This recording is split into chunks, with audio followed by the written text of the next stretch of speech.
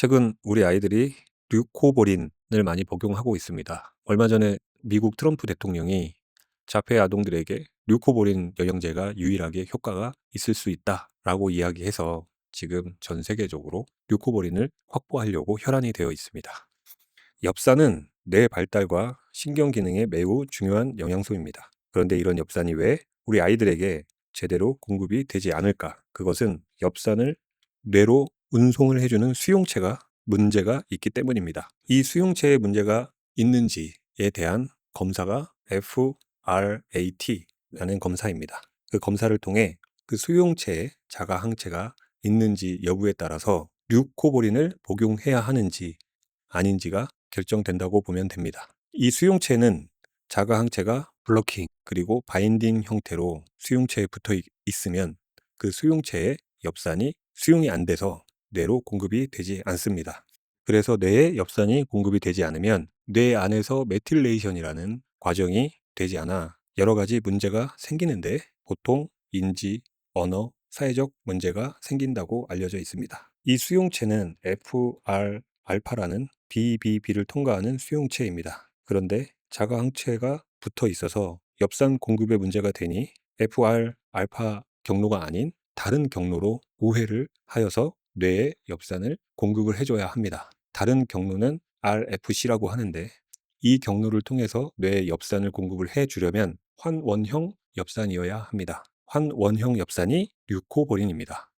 류코보린을 왜 고농축으로 먹여야 하냐면 정상 경로의 수송체보다 RFC 수송체가 그 효율이 약하기 때문에 정상적인 엽산의 공급량만큼 엽산을 공급해 주려면 고농축으로 먹여야 된다고 합니다. 그러면 우리 아이에게 자가 항체로 인해 일반적인 엽산 공급이 문제가 있는지 없는지 검사를 하는 것이 FRAT라는 검사입니다. 이것은 우리나라 자체에 검사 기관이 있지 않고 한국 내에서 혈액을 추출해서 미국으로 보내서 테스트를 해야 됩니다. 가격은 100만 원이 넘고 기간은 짧게는 2개월, 많게는 4개월 정도 걸립니다. 사실 2023년에 저희 발달장애 아동 인프라에서 이 FRAT 검사가 유행을 했었습니다. 그때는 금액도 20만 원 선이고 기간도 2주면 됐는데 트럼프 대통령 언급으로 인해서 수요가 폭증하여 금액과 기간이 늘어났습니다. 또 류코보린,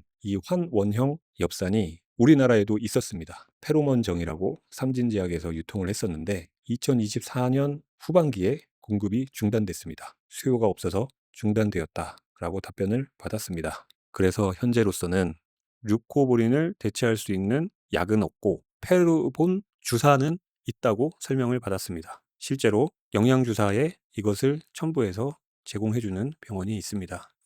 그러면 검사를 통해서 아이에게 자가 항체 문제가 없으면 일반적인 방법으로 엽산을 공급해주면 되느냐? 일반적인 상식적으로는 그럴 수 있는데 그 이후에 FR 알파를 통해 수송된 엽산을 뇌로 직접적으로 공급해주는 PCFT라고 하는 수송체가 있는데 이것 또한 문제가 있을 수가 있다고 합니다. 그래서 RFC 우회하는 방법으로 류코보린을 제공해주면 아이에게 큰 도움이 될 수 있습니다. 아무런 문제가 없으면 환원형 엽산은 일반적인 방법으로도 또는 우회하여 RFC 쪽으로도 어찌됐든 엽산이 뇌에 공급이 되기 때문입니다. RFC도 그리고 일반적인 FR 알파도 그리고 PCFT도 다 문제가 있을 수 있는데 이런 경우는 극히 드물며 이런 경우에는 아이가 4개월에서 6개월 사이에 현저하게 발달 장애가 보인다고 합니다. 그래서 세 개 다 문제가 있는 경우는 극히 드물다고 합니다.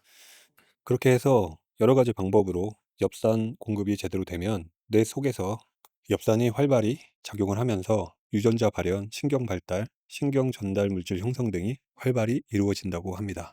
비타민 B9, 즉 엽산이 뇌에서 활발히 활동하는 것을 메틸레이션이라고 하는데 이때는 비타민 B12가 필수적으로 필요합니다. 비타민 B12는 네 가지의 종류가 있는데 그중 메타코발라민의 성분의 비타민 B12만이 이 메틸레이션에서 비타민 B9, 즉 엽산과 함께 메틸레이션을 이루고 있습니다.